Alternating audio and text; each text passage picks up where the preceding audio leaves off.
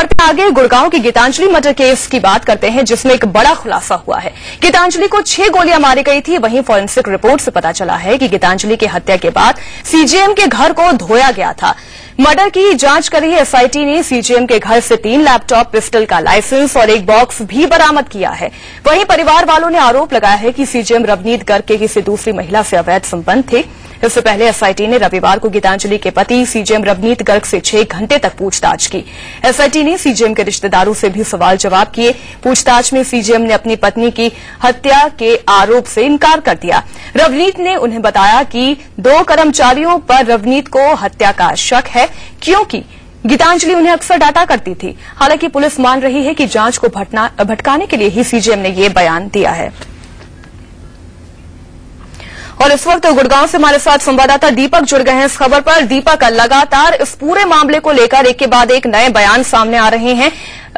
इस बयान में जिस तरीके से देखा जा रहा है कि पहले तो परिवार वालों ने गीतांजलि के ये आरोप लगाए कि दहेज के लिए उन्हें प्रताड़ित किया जा रहा था, फिर अब ये कहा जा रहा है कि अवैध संबंध थे सीजेएम के किसी दूसरी महिला से।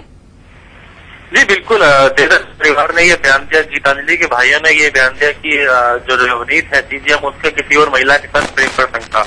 और यही कारण था कि अक्सर इस बात को लेकर के परिवार में कई बार कलह यानी कि झगड़ा भी हुआ था। और ये बात जो है गीतांजलि ने अपनी भाभियों को और अपनी बहन को परिवार में पहले बताई भी थी, लेकिन तब बात इतनी नहीं बढ़ी थी। तब कुछ इनका कहना है कि बात को लेकर के उसके घर में ही परिवार में इस बात को लेकर के समझौता भी हो गया था। लेकिन अब ये विवाद जो है एक बार फिर गहराया है। अब परिवार में देर रात गुड़गांव पुलिस को एक और शिकायत थी। अब तक तो एफआईआर इस मामले में हत्या हो गई है, लेकिन अब एक और अपनी शिकायत थी। तो उन्होंने साफ तौर से जहां प्रेम प्रसंग बताया, वहां दहेज के भी सीधे आरोप लगाए हैं कि वो बेटियों के नाम पर, बेटियों को शिक्षा नहीं थी उसके लिए अलग से पैसे मांगा करते थे, हाल ही में 2 गाड़ियां दी थी। ऐसे कई नए आरोप परिवार ने लगाए हैं। जी बिल्कुल दीपक, अगर बात की जाए यहाँ पर 6 गोलियां लगने की बात कही जा रही है। इससे पहले बात आ रही थी कि 3 गोलियां मारी गई हैं, 3 गोलियां गीतांजलि को लगी है। अभी तक इस मामले में पुलिस ने क्या रिपोर्ट दी है? जो गुड़गांव पुलिस है उनका कहना है कि अभी जो सूत्रों की बात करता है, हालांकि इस जो बैलिस्टिक रिपोर्ट के लिए उसको जो रिवॉल्वर है उसको भेजा गया था, लेकिन अब तक जो उनके पास जानकारी आई है कि एक पिस्टल से जो जिससे गोली चली है उससे 6 गोलियां फायर हुई थी। 6 गोलियां उससे चली थी, जिनमें से 3 गोलियों के केस उस पिस्टल के अंदर ही थे।